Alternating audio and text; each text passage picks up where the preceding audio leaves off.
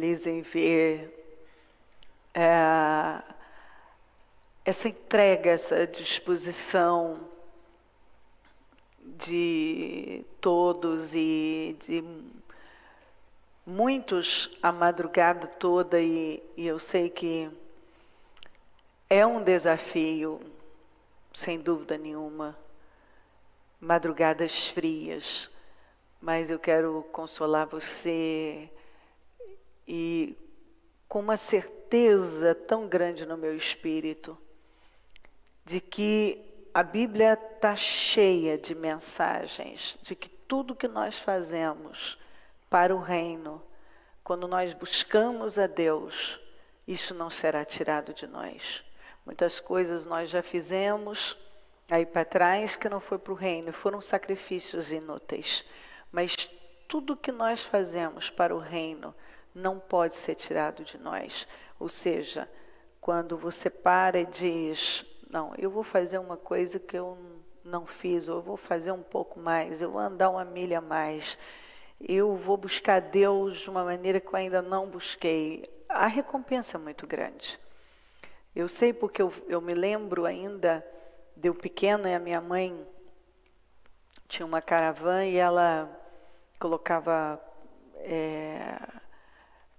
arrumava, o porta-malas era bem grande, e então ela arrumava ali, ela ia para as vigílias e ficava a madrugada inteirinha orando, e nós éramos pequenos, íamos para o carro e dormíamos lá, amanhecíamos, dormíamos lá no carro. E aí, cedinho, quando o dia amanhecia, ela estava entrando para ir embora, e a gente ficava um pouco com ela na oração, depois, criança ainda, ia para o carro para dormir. E isso para mim era tão normal, ela fazia isso com tanta frequência, e esse foi um exemplo que ficou, porque e eu lutei para dar esse exemplo para meus filhos, porque eu fiz muitas vigílias na minha vida e muitas vezes levantando bem cedo, eu levava eles comigo, e isso fez toda a diferença. E quando eu olho o quanto meus filhos, minhas noras, já meus netos amam a igreja, a obra de Deus, isso é uma vitória imensa, porque eles amam o reino de Deus, ajudar as pessoas, estar, não é conversa, eles gostam mesmo de estar, eles querem estar envolvidos, e isso é porque isso foi colocado, apresentado a eles, e a gente apresenta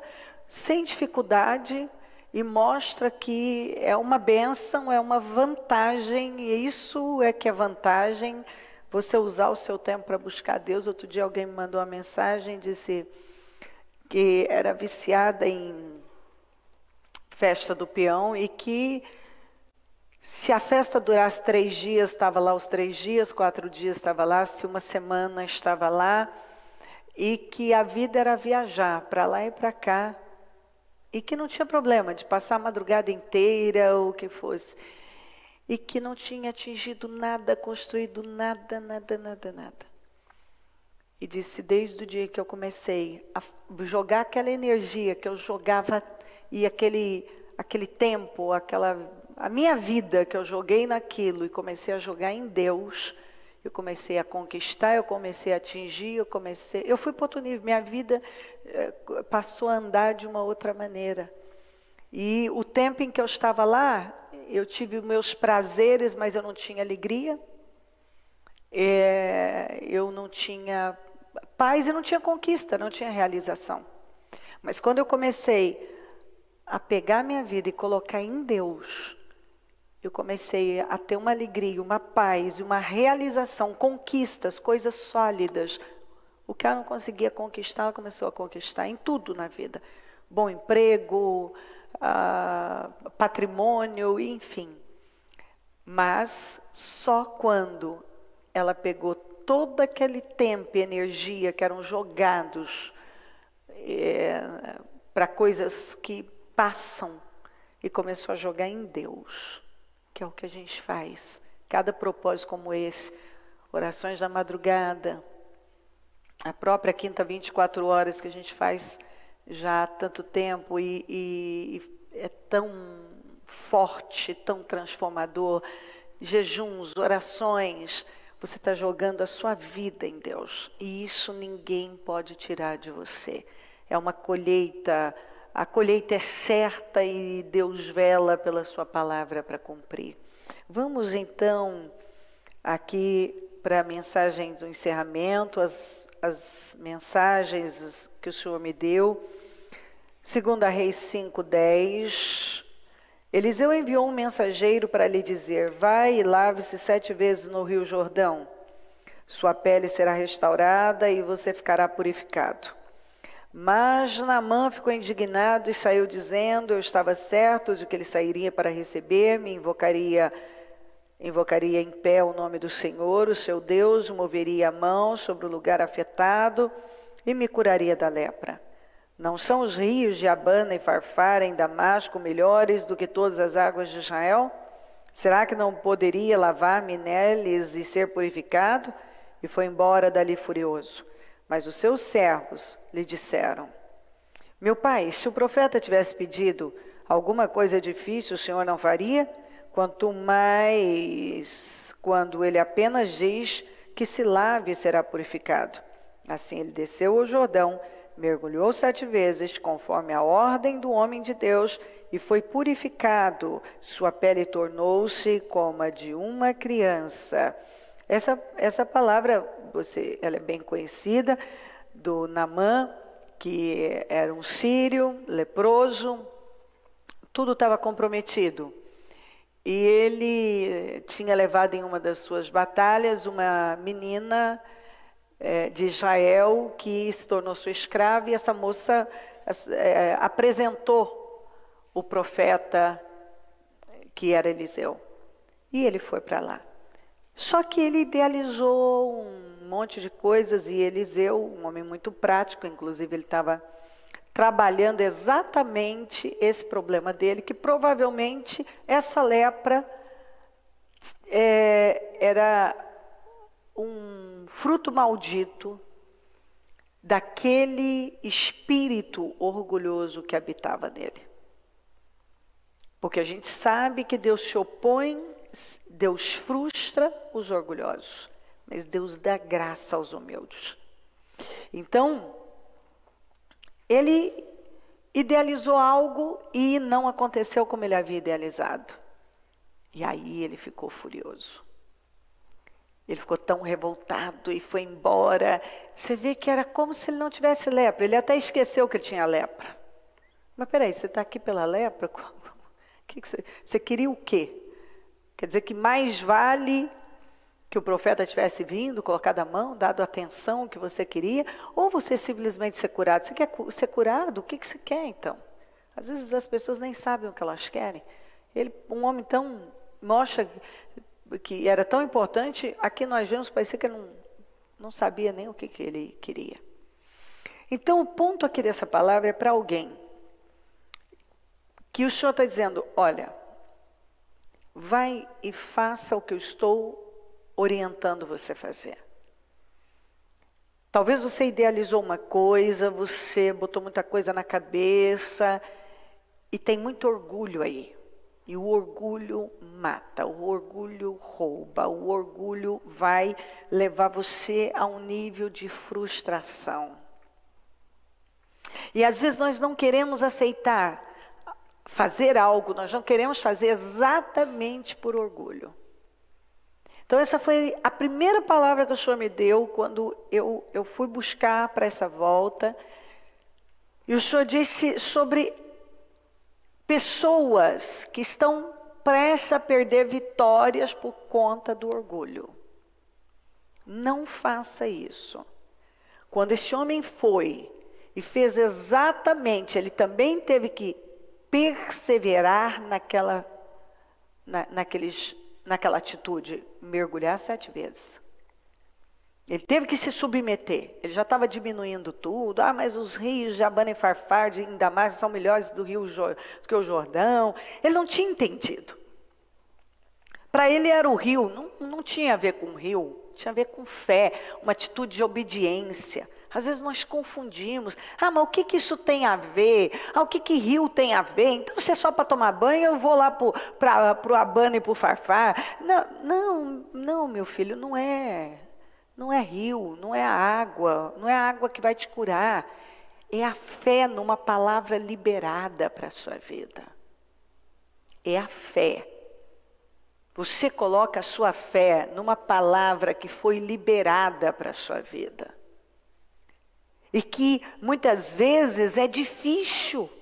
Deus te manda fazer algo, para nós, o próprio servo falou, mas isso não é difícil, mas para algumas pessoas, algumas coisas que são tão simples, se tornam gigantescas por conta do orgulho. E ele por pouco não terminou os dias dele leproso por conta do orgulho. Então o Senhor está dizendo exatamente aqui, ó, deixa o orgulho, segue a palavra, se submeta, faça o que você está ouvindo. E seja perseverante, tem que mergulhar 7 vezes. Ele não foi curado nem no segundo, nem no terceiro, nem no quinto, nem no sexto mergulho, mas no 7º.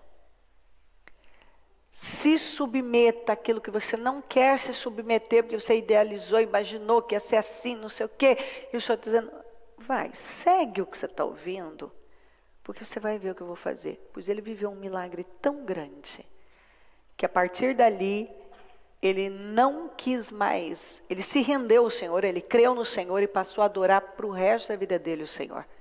Se você continuar lendo, é uma história linda aqui. 2 Samuel 11, 1-5. Na primavera, época em que os reis saíam para a guerra, Deus enviou para a batalha Joabe com seus oficiais e todo o exército de Israel.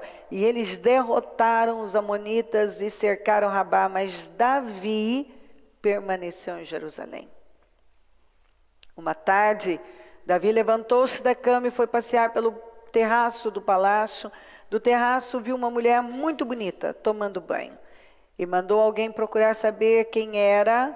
Disseram-lhe, é Betseba, filha de Eliã e mulher de Urias, o hitita. Davi mandou que a trouxessem e se deitou com ela, que havia acabado de se purificar da impureza da sua menstruação. Depois voltou para casa. A mulher engravidou e mandou um recado a Davi, dizendo que estava grávida. Essa palavra é para alguém que está seguindo o mesmo passo de fracasso nesta área do Davi. Davi era um guerreiro, era um rei que estava sempre em guerra, mas teve um ano que ele não foi à guerra.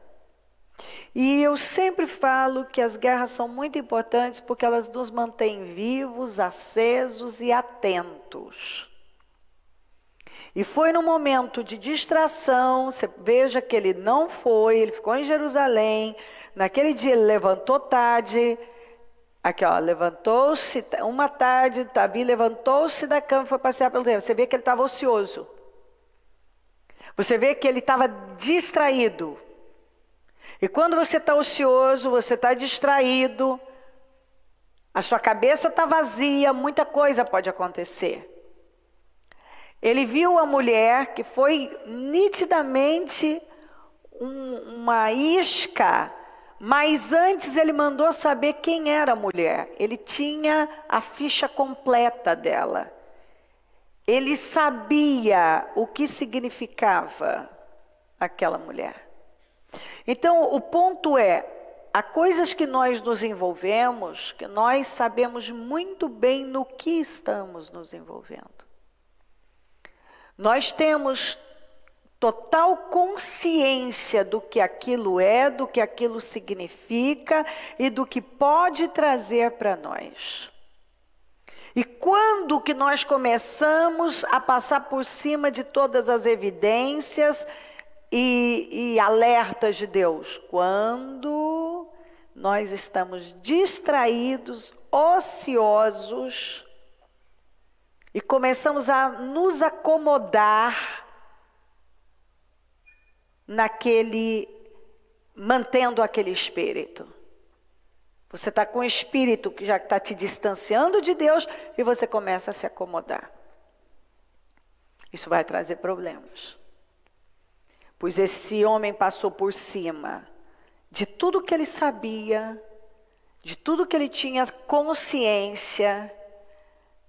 Ele passou por cima das informações, ele passou por cima do que é ético, moral, correto, honesto. Ele passou.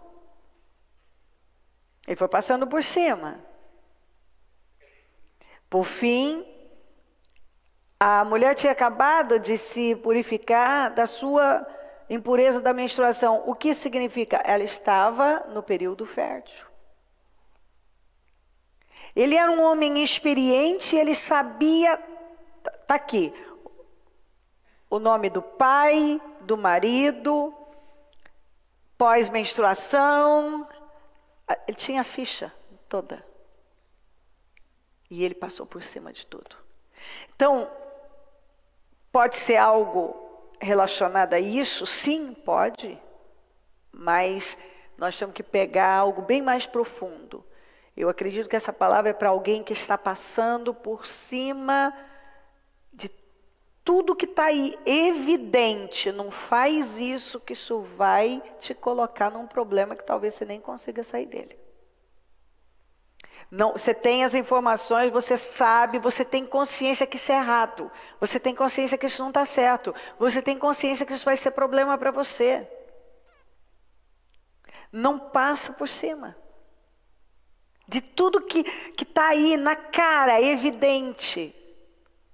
E por que isso aconteceu? Porque ele já estava distraído, desfocado. E o diabo é terrível. Eu tenho visto muitas coisas acontecerem por conta de distração, falta de foco, falta de temor. Nesse momento da vida do Davi, ele estava sem temor, ele perdeu o temor. Ele estava muito bem, ele estava muito abençoado, tanto que ele nem foi à guerra, que era coisa que ele não fazia. Ele jamais ficava sem ir à guerra, ele ia à guerra sempre, ele estava ali, mas ele não foi à guerra. Exatamente assim, eu já não tenho a mesma vontade de cultuar Deus, de orar, o mesmo prazer pelas coisas que eu tinha antes. E as coisas começam a morrer, e o diabo começa a colocar suas iscas. E ele vai colocando as iscas. E Deus vem, é isso, ela é a filha de Eliam, mulher de Urias, o Hitita. Acabou de passar pela purificação da menstruação. Tá vendo? Isso aqui. Ele passou por cima de todos os sinais, de todas as advertências, de tudo que estava ali na cara dele. A mulher engravidou, e daí eu não preciso nem estender, porque eu acho que todo mundo conhece essa história. Os problemas que ele trouxe para a família dele. Por conta, ele arquitetou ali uma forma do Urias morrer. Ele teve 4 filhos mortos, inclusive esse que ela engravidou. Ele teve a rebelião do filho, a vergonha do filho se deitar com uma boa parte das suas concubinas. Sai fugido de Jerusalém. Foram tantos problemas. Uma filha violentada pelo próprio irmão. Ele pegou tantos problemas para a vida dele, que no final da vida dele ele dá um conselho para Salomão. Meu filho, considera as intenções e motivações do coração. Porque se você não considerar, você vai ser derrotado. Deus leva em consideração. Não ignore as intenções e motivações do coração. A gente não pode, a gente sabe aqui dentro. Quando a gente sabe quando as intenções são corretas e elas não são corretas. A gente sabe muito bem. Lá dentro tem uma voz que diz, não se meta nisso. Então essa palavra é para alguém que está se metendo, que está indo a passos largos para uma direção que vai te custar tão caro, que talvez, a exemplo do Davi, as perdas serão tão graves, irreversíveis. A filha violentada pelo próprio irmão é uma perda irreversível. As coisas que ele... Então, ele teve, a Deus restaurou e tal, até porque ele era uma pessoa que ele se jogava em Deus mesmo. Ele se voltou para Deus e, enfim, Deus restaura. Só que as perdas foram muito grandes. Então, às vezes o diabo arma algo, ele só conta a parte prazerosa. Mas Deus está lá, despertando de todas as maneiras para tentar mostrar a pessoa, não faz isso. O que você vai perder não vai valer esse prazer. Você não precisa disso. Então, seja qual for a área, se for numa área como essa, de adultério, ou qualquer área, às vezes num negócio em que tem algo ilícito ali, o senhor está falando de algo errado, algo ilícito, mas que oferece um prazer, e que numa cegueira está sendo ignorado tudo por conta da ideia desse prazer. Não vai valer. Esse prazer momentâneo vai te custar talvez anos, como custou a Davi. Anos da vida dele, você vê lá, anos. Não foi 1, 2, 3, 4, 5, 6, foram anos ali de colheita, por causa de um momento de impulso carnal e passando por cima de todos os sinais que estavam ali. 1 Samuel 15:1. Samuel disse a Saul, eu sou aquele a quem o Senhor enviou para ungí-lo como rei de Israel, o povo dele. Por isso, escute agora a mensagem do Senhor. Assim diz o Senhor dos Exércitos. Castigarei os amalequitas pelo que fizeram a Israel, atacando-os quando saía do Egito. Agora vão, ataquem os amalequitas e consagram o Senhor para a destruição tudo o que lhes pertence. Não os poupem, matem homens, mulheres, crianças recém-nascidos, bois, ovelhas, camelos e jumentos. Então convocou Saul os homens e os reuniu em Telaim, 200.000 soldados de infantaria e 10.000 homens de Judá. Saul foi à cidade de Amaleque, armou uma emboscada no vale e depois disse aos queneus, retirem-se, saiam do meio dos amalequitas para que eu não os destrua com eles. Pois vocês foram bondosos com os israelitas quando eles estavam vindo do Egito. Então os queneus saíram do meio dos amalequitas. E Saul atacou os amalequitas por todo o caminho desde Avilá até Sur, a leste do Egito, capturou vivo Agag, rei dos amalequitas, e exterminou o seu povo. Mas Saul e o exército pouparam Agag e o Senhor, e o melhor das ovelhas e dos bois, os bezerros gordos e os cordeiros. Pouparam tudo que era bom, mas tudo que era desprezível e inútil destruíram por completo. Então o Senhor falou a Samuel, arrependo-me de ter posto Saul como rei, pois ele me abandonou e não seguiu as minhas instruções. Samuel ficou irado e clamou ao Senhor toda aquela noite. Bom, essa palavra também, acredito que todos lembram dela, mas não tenho muito tempo para entrar e me aprofundar, mas o sentido dela é uma missão que foi dada a Saul, e Saul fez parcialmente. Mas tem duas coisas aqui, que é essa e a parte dos queneus, que de tempos em tempos Deus me dá. Os queneus viviam entre os amalequitas. Mas os queneus não faziam parte daquele plano de juízo. Então, Saul foi lá e disse para os queneus: olha, saiam do meio dos amalequitas, para que vocês não sofram juízo junto com eles. E os queneus foram obedientes. Então a gente tem que entender uma coisa: às vezes nós, que não foi o caso dos queneus, mas os queneus eram amigos e viviam em harmonia com os amalequitas. Só que os amalequitas estavam em maldição por conta de toda a maldade que já tinha feito com o povo de Deus. Chegou a hora da colheita. Mas os queneus não tinham que colher junto. Então Saul foi e disse: saiam do meio dos amalequitas, porque vocês não têm que passar por isso aqui. Então deixa eu gastar um pouquinho aqui, primeiro falar essa parte. Se você está no meio de amalequita e não quer sair, você vai ter problemas, porque você vai acabar sofrendo os danos deles. Mas você tem opção de sair.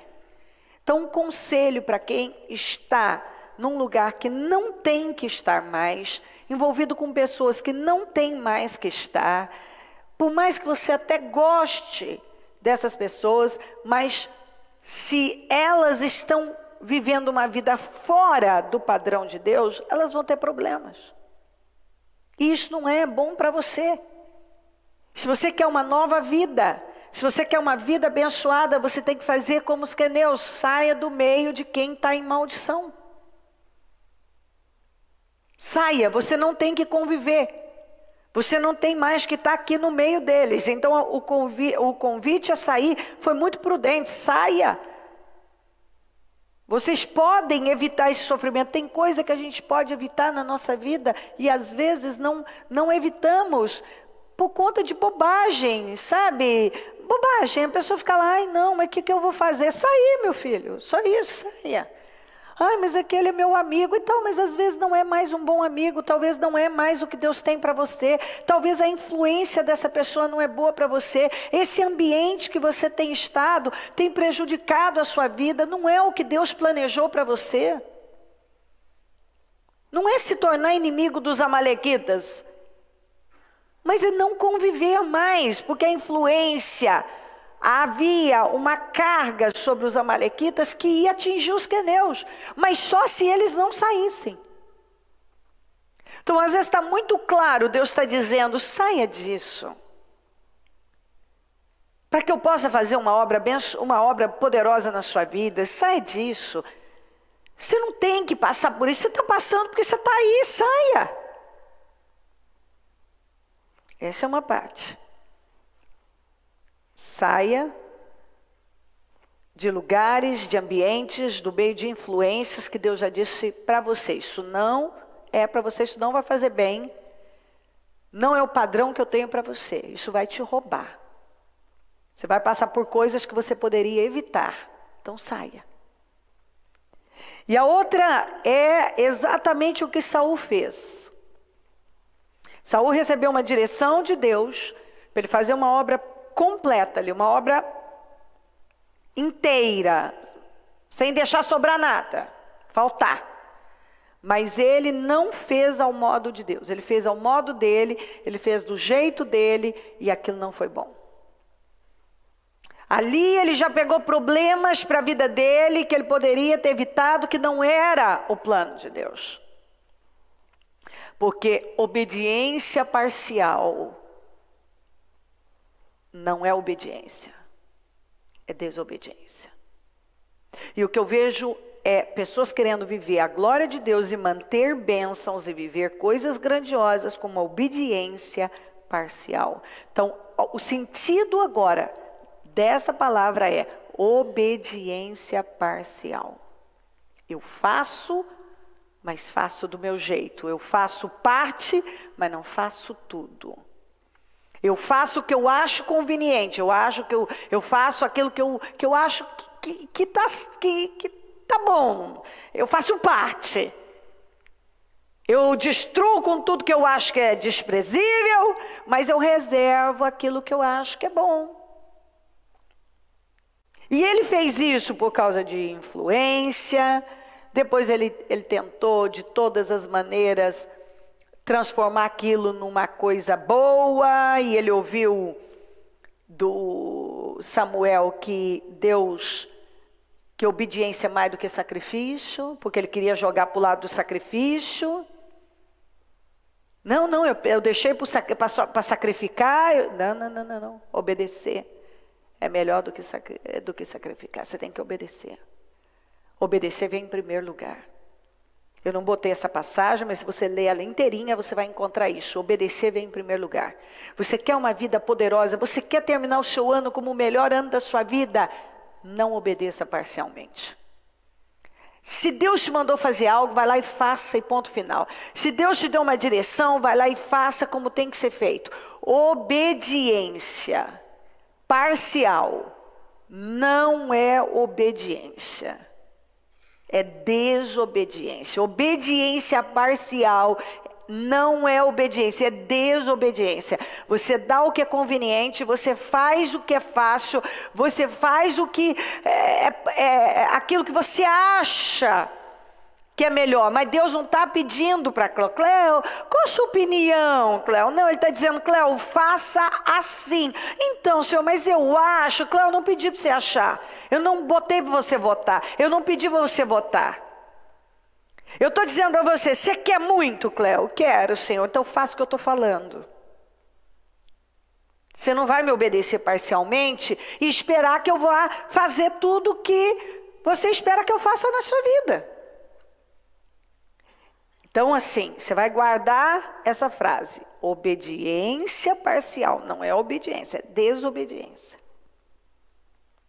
Se você quer sair daqui e começar a sofrer definições e assim, a ver o agir de Deus na sua vida, dê a Deus o que Ele está te pedindo sem reservas. Amém? Isso é fome, gente, ou é frio? As duas coisas, né? Não? Cadê um pouquinho de animação? 1 Samuel 13. Tem bênção também, gente. Já estou chegando lá. Essa pá vai terminar. Mas tudo isso é bênção, meu filho. Minha querida, isso é bênção. Quando a gente obedece, a gente tem vitória. Por que a gente não tem vitória? Porque não obedece. Quando a gente dá a Deus, a gente tem resposta e não demora. 1 Samuel 13, 8. Ele esperou 7 dias. O prazo estabelecido por Samuel, mas este não chegou a Gilgal. E os soldados de Saul começaram a se dispersar. E ele ordenou, tragam-me o holocausto, o sacrifício de comunhão. E Saul então ofereceu o holocausto. Quando terminou de oferecê-lo, Samuel chegou e Saul foi saudá-lo. Perguntou-lhe, Samuel, o que você fez? Saul respondeu, quando vi que os soldados estavam se dispersando e que não tinha chegado no prazo estabelecido e que os filisteus estavam reunidos em Micmas, pensei, agora os filisteus me atacarão. E pensei, eu não tinha que ter pensado aqui. Aqui ele tinha que ter ficado com a fé, o justo viverá da fé, ele tinha que ter ficado com o que ele recebeu. Agora os filisteus me atacarão em Gilgal e eu não busquei o Senhor. Conversa, foi desculpa, por isso senti-me obrigado a oferecer o holocausto, ou seja, obrigada a desobedecer. Eu fui obrigada a desobedecer porque eu não vi outra saída. Disse Samuel, você agiu como tolo, louco, insensato, desobedecendo ao mandamento que o Senhor, o seu Deus, deu a você. Se tivesse, fala comigo, se tivesse obedecido, ele teria estabelecido para sempre, diga para sempre. Está vendo? Ou seja, até o fim, o seu reinado sobre Israel. Mas agora, o seu reinado não permanecerá. O Senhor procurou um homem segundo o seu coração e o designou líder de seu povo, pois você não obedeceu ao mandamento do Senhor. O Senhor mandou, por intermédio de Samuel, que ele esperasse Mas ele esperou até o tempo que tinha sido estabelecido, mas aquele foi um teste, ele tinha que ter esperado um pouco mais. E ele não esperou. E ele foi e fez o que ele não podia, mostrando que ele fazia do jeito dele, que ele era precipitado, um carnal, um covarde, que não sabia depender de Deus e esperar por Deus até o fim. Usou como justificativa: eu me senti obrigado a desobedecer, eu me senti obrigada a passar por cima do que Deus mandou eu fazer. Rapaz, você foi um louco, você foi um tolo, porque o seu reino permaneceria para sempre se você tivesse obedecido. Então o Senhor está falando aqui para alguém de uma obra muito grande que vai vir para ficar, mas se você obedecer e se você esperar até o fim. Se você esperar por Deus, como Ele está falando, se você esperar, guarda isso, se você esperar, obedecendo a Deus, Ele vai te dar algo muito grande que vai se estender, que vai ficar, que ninguém vai poder tomar de você. Mas se você cortar o processo, se você não esperar, e se você fizer do seu jeito, Deus disse aqui, eu vou levantar. O que é um homem segundo o coração? O que é o homem segundo o coração? Alguém que é capaz de me obedecer. Você não é capaz de me obedecer, eu vou dar para quem é capaz de me obedecer. Eu já ouvi isso de Deus. Quantas vezes eu ouvi isso de Deus? Se você quer muito, você tem que ser capaz de obedecer. Você não tem que chegar para mim e dizer assim: Senhor, mas isso é difícil, Senhor. Você quer ou não quer, Cleo? Você quer, minha filha? Então não fique me dizendo que é difícil. Faça o que tem que ser feito, você tem graça para fazer. Então, Deus vai fazer, mas você tem que esperar. Vai chegar um momento que vai dar a ideia de que não vai acontecer, não vai chegar. O Senhor está dizendo, vai. E quando chegar, vai ser algo grande que vai se estender e ninguém vai poder tirar de você. Mas você tem que confiar e esperar. 1 Samuel 7,12. Então Samuel pegou uma pedra e ergueu entre Mispa e Sem, e deu-lhe o nome de Ebenezer, dizendo: até aqui o Senhor nos ajudou. Assim os filisteus foram dominados e não voltaram a invadir o território israelita. A mão do Senhor esteve contra os filisteus durante toda a vida de Samuel. As cidades que os filisteus haviam conquistado foram devolvidas a Israel, desde Ecrom até Gate. Israel libertou os territórios ao redor delas e do poder dos filisteus, e houve também paz entre Israel e os amorreus. Até aqui, essa palavra é para dizer o seguinte, para alguém sobre devolução. Está aqui, ó. Até aqui, o Senhor tem te ajudado. Aliás, tem ajudado todos nós. Mas tem aí um inimigo, tem um problema, que parece que ele não tem como ser dominado, e tem coisas que foram tiradas que esse inimigo tirou. Então são problemas que chegam na nossa vida, que parece que travam a nossa vida, e embaraçam, e parece que estão tirando esses problemas, tirando coisas de nós. Era o caso dos filisteus. Mas o Senhor está dizendo que isso que representa esse filisteu, primeiro, esses filisteus, primeiro, o Senhor quer que você guarde essa palavra, Ebenezer. Até aqui ele te ajudou, ele vai continuar te ajudando. Ele quer que você guarde isso e fique com isso aqui. Os filisteus foram dominados. Então, um problema que parece que não tem como ser vencido, ele vai ser dominado. E vai terminar, ele não vai voltar a invadir o território israelita. Ou seja, ele vai ser dominado, esse problema vai ser solucionado e não vai mais voltar na sua vida. Isso vai ser resolvido. E a mão do Senhor esteve contra os filisteus. O Senhor vai tratar com essa situação.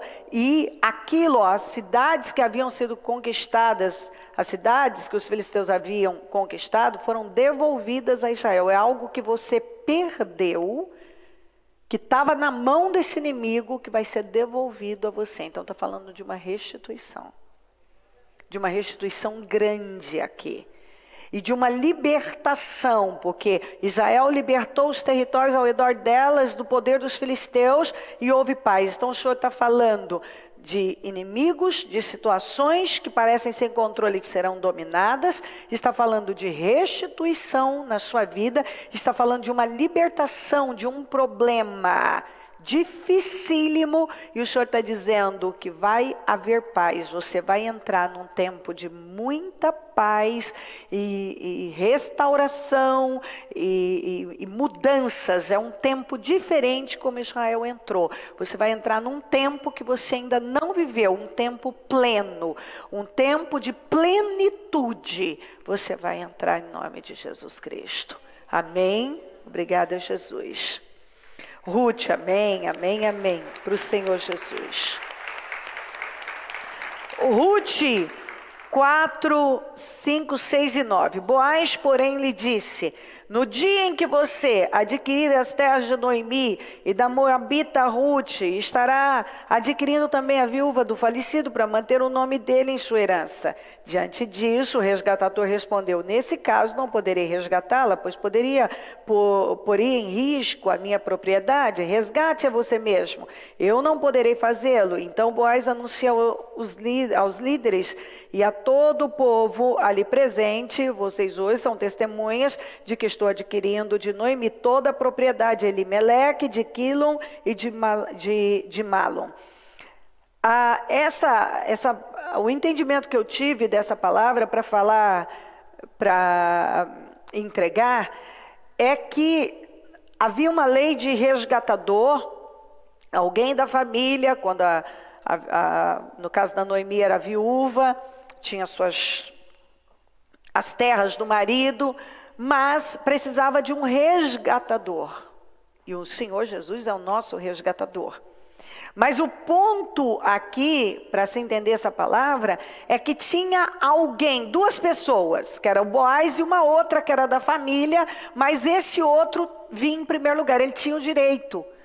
Primeiro, o direito era dele. Se ele não quisesse, então passava para Boaz.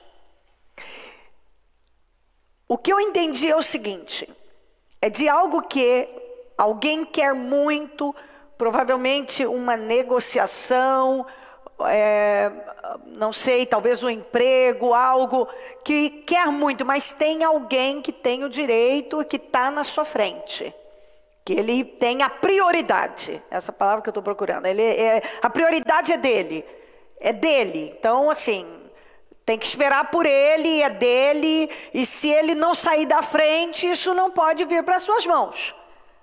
Mas o Senhor está entregando através dessa palavra que essa pessoa vai desistir, ela não vai querer, e essa porta, essa vitória, essa bênção que é prioridade de outra pessoa, ela não vai querer, ela vai desistir pela fé.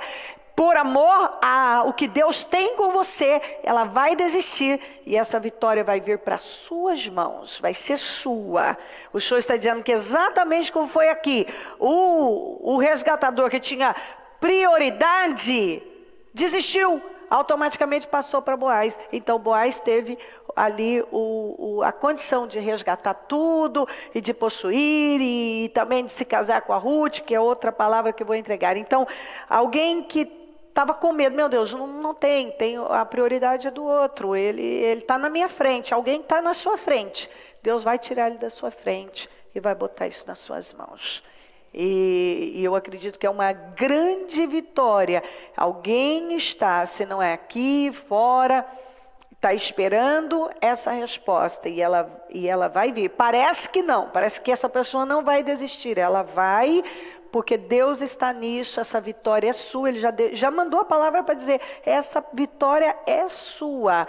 E é a mesma prioridade sendo dessa pessoa, ela estando na sua frente, ela, por algum motivo, Deus trabalhando nisso, ela vai desistir e essa vaga é sua, esse negócio é seu, essa vitória é sua, essa negociação vai terminar nas suas mãos, enfim, a bênção, o Senhor está dizendo, é sua. Ruth 4:3. Boaz casou-se com Ruth, ela se tornou sua mulher. Boaz a possuiu, o Senhor concedeu que ela engravidasse dele e desse à luz um filho. Eu fiquei muito feliz, quero depois, por favor, hein? Normalmente vocês mandam e contam, olha, era para mim e aconteceu e tal, e eu fico ansiosa para saber de tudo, então mandem mesmo e não me deixem de fora da história. A Ruth era uma moabita. Se você ler, os moabitas eram um povo amaldiçoado e que não podia entrar na congregação do Senhor, não podia ter participação. Eram os descendentes de Ló, daquele relacionamento incestuoso com as filhas, aquela bagunça toda. E a Ruth era moabita, era a viúva de um dos filhos da Noemi, e ela tinha ela foi para cuidar da Noemi, mas ela era aquele caso improvável, uma vida que aparentemente não ia ter restauração, que não ia ter uma mudança, porque era moabita, era um povo que sempre foi inimigo do povo de Deus, enfim. Então é aquele tipo de caso que parece que, sabe, é tão difícil daquilo ser mudado, daquilo ser restaurado. Aquele tipo de situação que você olha e pensa, não, parece, essa pessoa está mais velha, ou o caso dela é mais difícil. Então o Senhor está falando com alguma Ruth que tem uma história assim difícil, que está numa condição difícil e que para olhar não vai acontecer muita coisa, mas o Senhor está te dando uma promessa, está liberando para você que sonha construir uma família. Você vai se casar, não vai demorar, você vai gerar filhos, você vai construir a família que você sonha, você vai ter... É um tipo de situação que parece que não vai... Sabe, às vezes a pessoa passou por tanta coisa, não tem mais muito o que esperar. O Senhor está dizendo muito pelo contrário. Vai ter um Boaz que vai chegar e Deus vai botar um Boaz na sua vida, alguém que vai construir a família que sempre sonhou, mesmo parecendo que passou de hora, que não tem jeito, que é o fim. O Boaz está chegando. Eu vim para anunciar aí, cadê os fogos? Não sei, tem aí, preparou alguma coisa? Anunciar que Boaz está chegando e tudo vai dar certo. Um conto de fadas, uma bênção. Ou melhor, milagres para nós aqui. Bom, eu queria ver mais animação, eu achei que alguém queria casar, Jesus. Bom, o Senhor me deu a palavra, Senhor, a responsabilidade é sua. Talvez não está aqui, está em algum lugar. Mande nos comentários, envie para mim aqui agora, eu quero saber. Boaz está chegando. Eu ficaria feliz de saber se Boaz está chegando com uma pessoa que quer tanto uma família. Segundo a Reis, Eliseu respondeu, ouçam a palavra do Senhor. Assim diz o Senhor, amanhã por volta desta hora, na porta de Samaria, tanto uma medida de farinha como 2 medidas de cevada serão vendidas por uma peça de prata. O oficial em cujo braço o rei estava se apoiando disse ao homem de Deus, ainda que o Senhor abrisse as comportas do céu, será que isso poderia acontecer? Mas Eliseu advertiu, você verá com os próprios olhos, mas não comerá coisa alguma. Havia 4 leprosos junto à porta da cidade. Eles disseram uns aos outros, por que ficar aqui esperando a morte? Se resolvermos entrar na cidade, morreremos de fome. Mas se ficarmos aqui também morreremos. Vamos, pois, ao acampamento dos arameus para nos vender. Se eles nos pouparem, viveremos, se nos matarem, morreremos.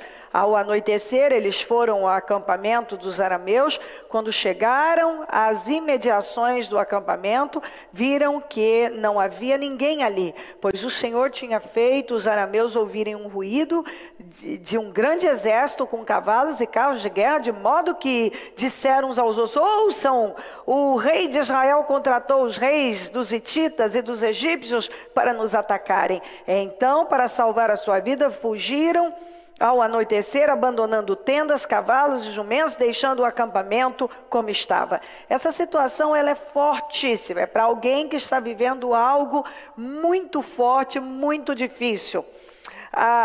Se você ler um pouco antes, a fome era tão grande por conta desse inimigo que sitiou, que cercou Israel e não tinha o que fazer, que tem uma cena terrível do rei passando, ficou uma cena chocante de uma mãe que tinha matado o filho para comer, e aí tinha combinado com a outra de matar o dela, e ela escondeu o filho, mas estava assim, uma tragédia, estava horrível, tudo estava horrível, por conta disso, mas também toda essa situação de desespero, e isso tem a ver, quando fala de, a Bíblia mostra essa questão de chegar ao ponto de comer os próprios filhos, fala de sacrificar a própria família. A situação chega num ponto de sacrificar os próprios filhos, de sacrificar a própria família. Então é uma situação onde a família já está sendo sacrificada, a família está sofrendo, e tudo isso foi por conta de escolhas erradas, na verdade, erros, distância de Deus. Mas enfim, Deus é um Deus de misericórdia, e Eliseu veio quando foram buscar ajuda em Eliseu, e o Eliseu falou: amanhã. Agora você imagina a situação que estavam todos. Como é que uma coisa se resolve de um dia para o outro? Tanto que o oficial que estava ali, que o rei segurava, apoiava no braço dele, disse: o que é isso, rapaz? O povo está comendo até os próprios filhos, você vai me dizer que amanhã vai ter comida sobrando aqui, que amanhã as coisas vão mudar dessa maneira? Ele falou: pois vai acontecer, você vai ver, mas você não vai desfrutar, porque você é um incrédulo. O incrédulo não vive vitórias. Quem vive vitória é quem crê. Você não vai viver vitórias. Pois o que aconteceu? O Senhor, olha o que Deus faz, fez um barulho, eles ouvirem um barulho, e olha que barulho, que eles acharam que o rei de Israel tinha contratado exércitos para poder ir lá defendê-los e lutar contra os arameus, contra eles. E eles com medo, bateu um medo, e eles fugiram. Só que no acampamento tinha comida. Primeiro que eles saíram dali, eles estavam livres. E tinha comida demais. Tinha muita comida. Tinha coisas preciosas, tinha muita coisa. Tinha tudo. Era uma restituição, era uma mudança tão radical de um dia para o outro.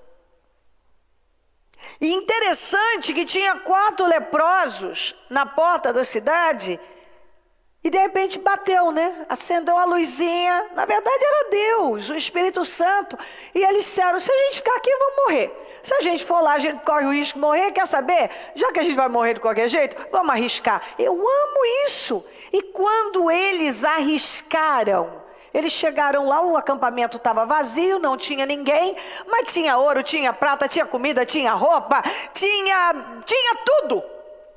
E eles começaram a comer um monte e fazer uma festa, e de repente eles falaram: não, a gente não pode ficar aqui, a gente tem que ir lá avisar que está todo mundo livre, que está tudo bem. E olha só que coisa forte, Deus usou 4 leprosos, os mais improváveis dos improváveis, para anunciar boas novas. Então, aqui tem algumas palavras.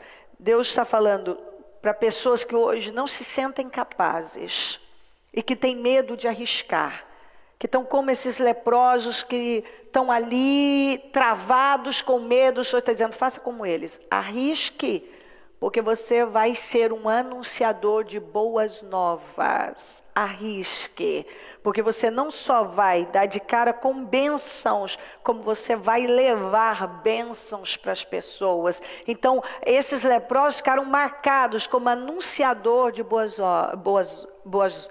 novas por parte de Deus. Esse inimigo, esse problema que tem persistido aí na sua vida há um tempão, que tem trazido tantos danos, tantos males, que até a sua família tem sido sacrificada por conta disso. O Senhor está dizendo que Ele vai dar um fim nisso aqui, isso aqui. Aliás, Ele está dizendo agora aqui para você, ó, como o profeta disse, amanhã por volta desta hora, as coisas estarão completamente mudadas. Então, eu não posso te dizer propriamente que se realmente, literalmente amanhã, mas a palavra do Senhor está dizendo de uma definição, de uma vitória agora para você, de algo muito difícil, de uma situação que vem te levando a sacrificar a sua própria família, quer dizer, está trazendo dor, mas o Senhor está dizendo que esse problema, Ele está te dando vitória agora,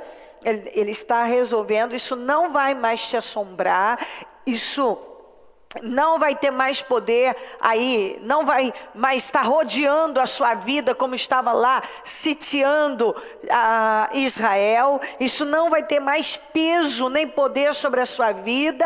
Essa amarração, porque era uma miséria, eles já estavam numa miséria. Isso está terminando. Vem vindo abundância na sua vida, abundância para você. Isso vai mudar, isso não vai mais ser dessa maneira. Ou seja, tudo isso que você está vendo aqui mudou. Eles tiveram uma grande vitória. Deus está lhe falando de uma grande vitória, uma vitória financeira que vai resolver problemas na sua casa, que vai suprir. Essa amarração vai sair da sua vida. Estou vendo mais alegria agora do que casar, hein? Gente, eu estou vendo mais ninguém. Olha só que coisa, que felicidade, meu pai. Então, esses quatro leprosos. Leproso na Bíblia é aquele que assim, morava numa casa separada, esquece ele. Então, para você que tem estado com essa sua autoestima baixa, vá, arrisque. E você vai ver, não só você vai viver suas bênçãos e milagres, como você vai ser um anunciador de boas novas. Então, olha aqui, ó, amanhã por volta desta hora, na porta de Samaria, tanto uma medida de farinha como 2 medidas de cevada serão vendidas por uma peça de prata. O oficial do rei disse o quê? Rapaz, o que é isso? Aqui, ó, ainda que o Senhor abrisse as comportas do céu, será que isso poderia acontecer? E ele diz, pois vai acontecer.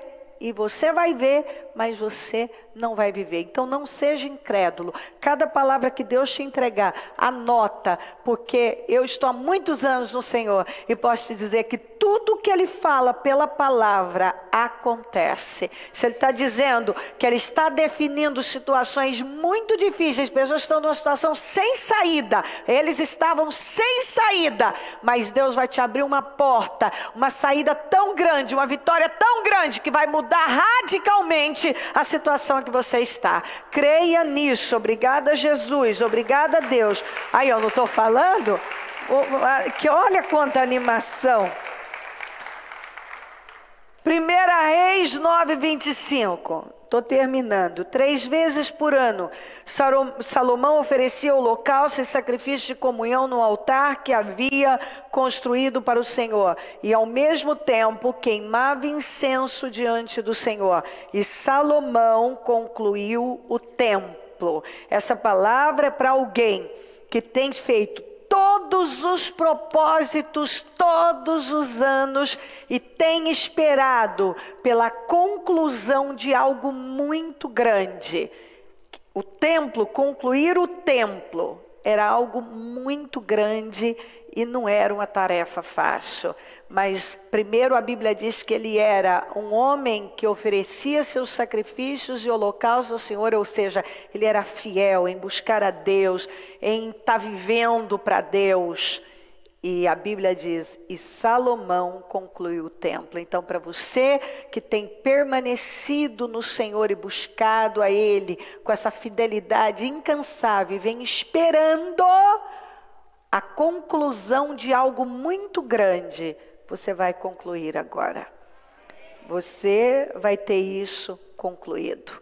Isso vai ser atingido, talvez concluir a construção de um negócio, de uma casa, concluir algo grande, de um negócio que você tem aí, de um projeto que você tem apresentado a Deus e tem esperado.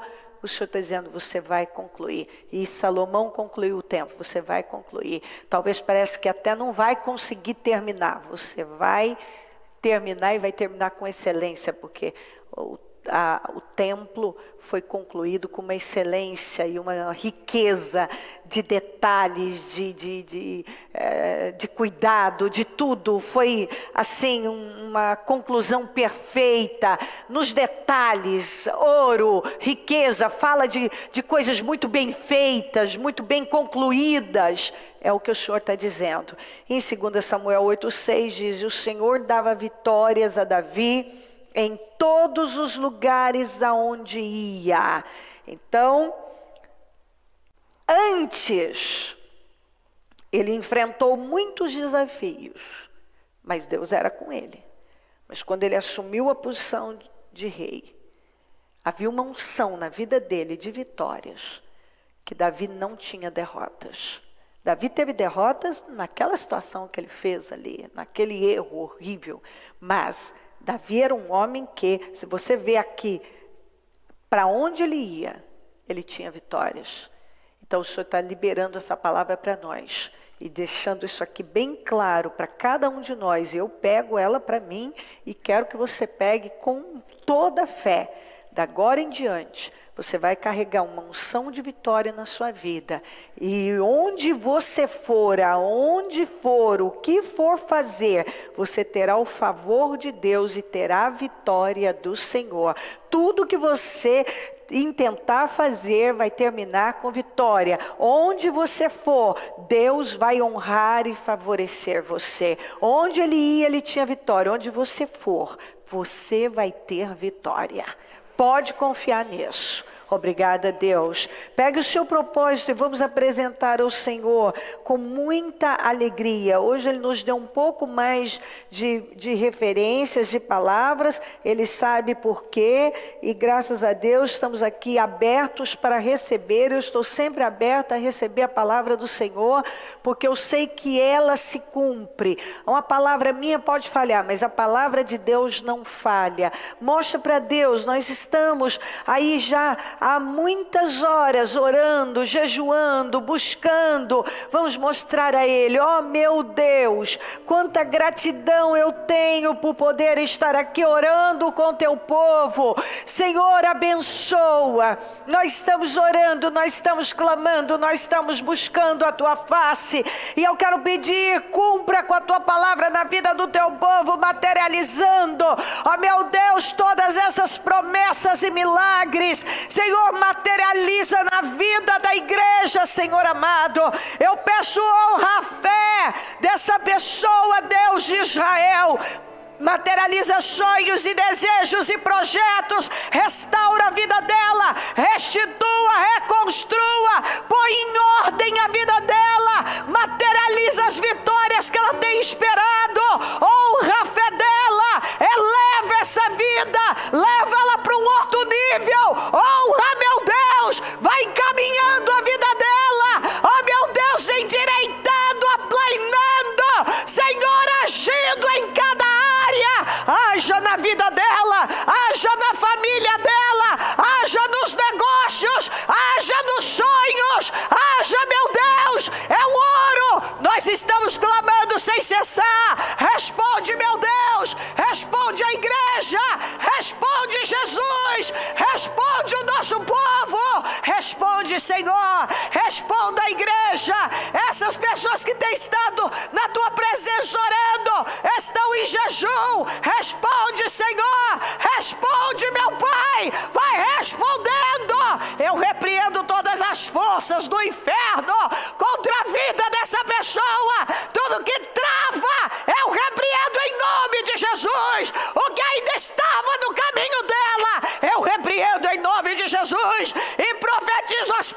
abertas, definições, solução, mudança radical, uma transformação, que ela saia daqui com definições. Eu profetizo isso agora, ela vai sair daqui com definição para a vida dela. Saia com definições, tenha a sua vida definida, tenha a sua vida completamente definida. Eu profetizo definição na sua vida. Eu profetizo, você vai sair e vai viver as definições do Senhor. Você vai ver a glória do Senhor. Você vai ter a resposta que está buscando. Você vai sair e vai tocar em milagres. Você vai ter sua vida completamente restaurada. São 52 dias. Há uma unção de restauração. Receba essa unção. Receba essa restauração na sua vida. Creia nisso. Nada vai ficar como está. Creia que nada vai ficar como está, que você sai para viver restauração, restituição, definições. Deus vai trazer para você o que Ele tem prometido. Você vai ver as coisas fluindo, as coisas vão fluir, as coisas vão se modificar na sua vida, as coisas vão caminhar de uma maneira e numa velocidade. Antes coisas que não andavam, agora serão velozes, elas caminharão com grande poder. O poder de Deus na sua vida. Sejam todos cheios do poder de Deus, cheios dessa unção, essa unção de restauração, de poder de reação. Tenha a sua vida completamente modificada, que a sua vida seja completamente restaurada. Eu profetizo a resposta que você veio buscar, e levante-se no Espírito e creia em resposta, porque Deus tem resposta para você. Persevera confiando no Senhor, porque Deus te garante a vitória, a resposta que você veio buscar. Eu não tenho dúvida disso. Ó Deus, eu peço que ela seja cheia do teu poder, que ela seja tomada desse poder, que ela creia na resposta. Nada vai ficar como está. Eu quero que você guarde essa palavra. Nada vai ficar como está. Deus vai modificar coisas. Tem vidas que tem pessoas que vão sofrer um rebuliço santo, uma inundação de bênçãos, mudanças em áreas que você achava que já estavam abandonadas e perdidas. Faz tempo que Deus vem falando sobre isso. Pessoas que já tinham abandonado áreas da vida, mas Deus está dizendo: chegou a hora, chegou o tempo de eu fazer, e eu vou fazer na sua vida. Eu vou fazer, em nome de Jesus. Eu concordo com cada vitória, com cada mudança, com cada restauração. Eu concordo com a materialização de todos os milagres de cada pessoa que aqui está.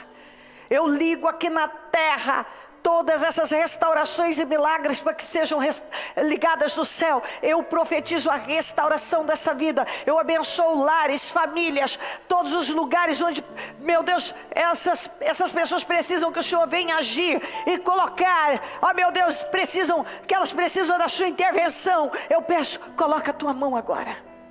Vai levantando um povo forte, animado, um povo, meu Deus, determinado, corajoso. Que essa pessoa saia daqui cheia do teu Espírito, confiando que o Senhor está com ela, que o Senhor está agindo na vida dela e não tem como dar errado. Que ela não tenha medo. Meu Deus, pessoas que estão talvez vivendo um momento de enfermidade difícil, que ela creia que ela vai terminar em vitória, em milagre. Que está vivendo um momento, meu Deus, complicado na vida em alguma área, que ela creia que chegou a hora disso cessar. Cada um receba paz, alegria, força e um poder para ir além. Esse Espírito poderoso que te leva para um lugar alto, para que você ande em lugares altos, vá para patamares altos. Eu abençoo o teu povo, em nome de Jesus agora. Eu abençoo, meu Deus, e tomo posse de restauração. Quero entregar nesse momento nosso pequeno sacrifício, porque grande foi o seu. Receba agora essas horas de jejum e oração. Nós ainda vamos continuar na oração, meu Deus, até às 19h30, mas o nosso jejum queremos entregar em favor da restauração, da restituição, da reconstrução da vida de cada pessoa. Eu entrego agora, junto com cada um, o nosso pequeno sacrifício, porque grande foi o seu, em favor da restauração da vida de toda a igreja, da vida de todos que estão nessa fé. Opera, meu Deus, receba agora e manda a resposta, defina a vida do teu povo, restabeleça as forças, pessoas que estão a madrugada toda até agora, restabeleça, meu Deus, vai renovando,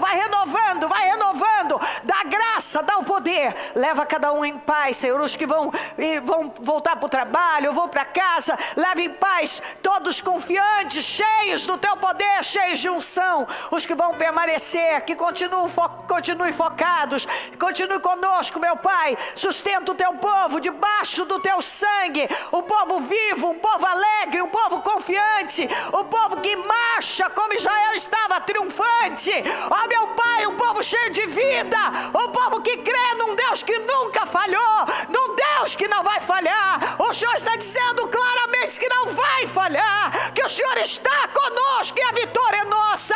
Eu creio, meu Deus, que saia daqui um povo vivo, animado, porque o Senhor está conosco. Obrigada. Eu peço a tua bênção, dou a minha bênção e agradeço demais por tudo. Amém, amém, amém.